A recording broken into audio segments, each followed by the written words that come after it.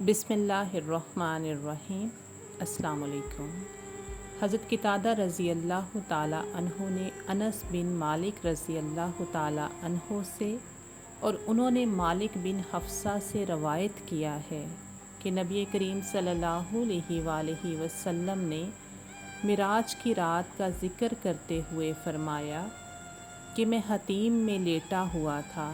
اور حضرت جبرائیل علیہ السلام میرے پاس آئے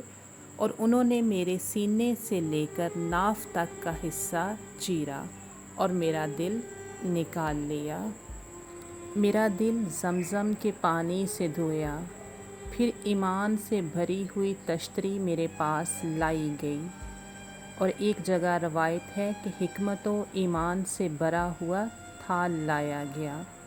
اور اس کو آپ صلی اللہ علیہ وآلہ وسلم کے سینہ مبارک میں انڈیل دیا،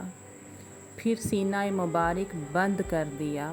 اور ہاتھ تھام کر معراج کے لیے لے گئے۔